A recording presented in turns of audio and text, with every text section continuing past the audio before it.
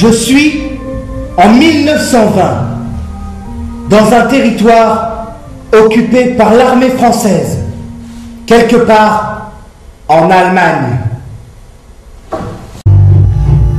Les Papalagis, une conférence spectacle avec en exclusivité un vrai sauvage, le chef Touyavi, venu de Tuvalu, le paradis sur terre. Un sauvage, pas comme les autres. Un sauvage doué d'intelligence. À ne pas rater le 18 juin 1920. Et en première partie, je suis obligé de faire un combat d'ours.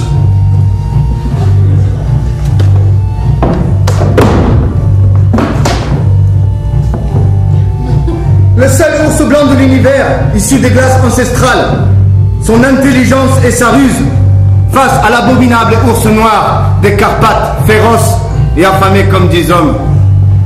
Allez, au travail.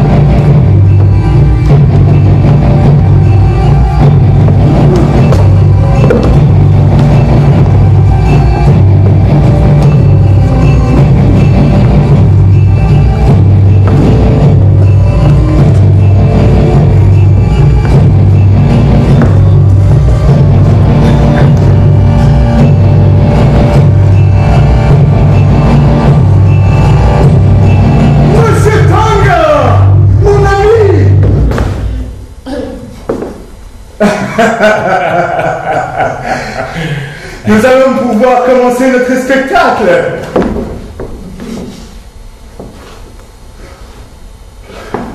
Je dois faire des concessions. Pour jouer les Papalagis, les directeurs du cabaret m'obligent à faire un combat d'ours.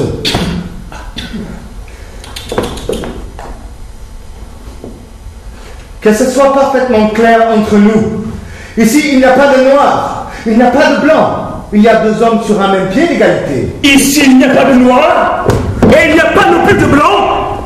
Mais moi, je dis ici, il y a un soldat vainqueur et un civil vaincu. Le civil, ce n'est pas moi. Et celui qui a un fusil, ce n'est pas toi. Je vais te répondre.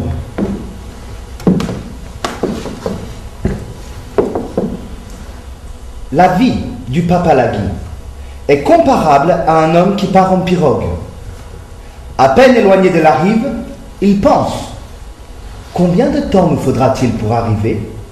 Il pense, mais il ne voit pas le paysage. Sur la rive gauche se présente un flanc de montagne. Son œil ne peut le lâcher. Que peut-il y avoir derrière la montagne? Une baie étroite ou profonde? Il oublie de chanter avec les rameurs, car une nouvelle pensée le tracasse.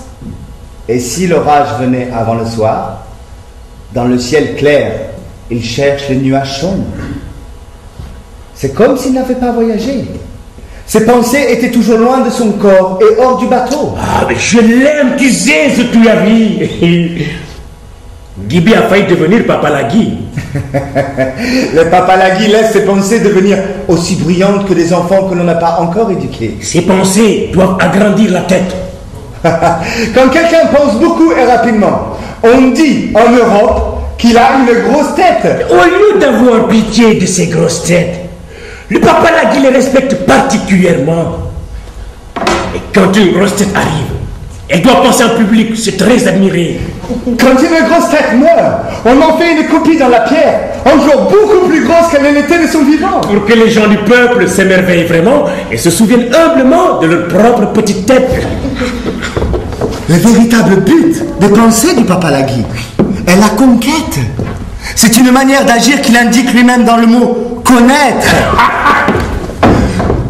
Le Papa Lagui saisit par exemple une scolopendre, la transperce avec une petite lance, lui arrache une patte et dit: à quoi ressemblent les pattes séparées de son corps? Oui. Comment tenait-elle au corps? Il casse la patte pour examiner l'épaisseur. C'est important, c'est capital. Il enlève de la patte une esquille, rose comme un grain de sable, et la pose sous un long tube qui donne aux yeux une vue perçante. Avec ses grands yeux puissants, il scrute chaque chose, un cheveu, un lambeau de ta peau. Tes larmes, tout, il divise tout, jusqu'à ce qu'il arrive à un point où plus rien ne peut être séparé ni divisé. Et bien que ce point soit le plus petit, il est essentiel, car c'est l'entrée de la plus haute connaissance, celle que détient seulement le grand esprit. Celui qui enlace ses jambes autour du palmier ne monte jamais plus haut que la cime. Le tronc manque pour grimper plus haut. Est-ce que nous devons, Mes chers frères, non pensants des nombreuses îles, après tout ce que je vous ai fidèlement rapporté, être vraiment des disciples du Papa Lagui et apprendre à penser comme lui? Dédé.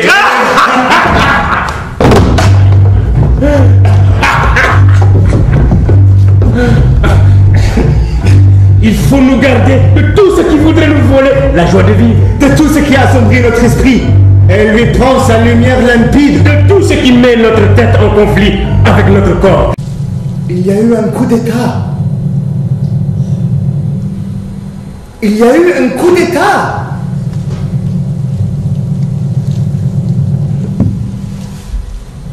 Ne pars pas. Ne pars pas. Et comment je ferai, moi?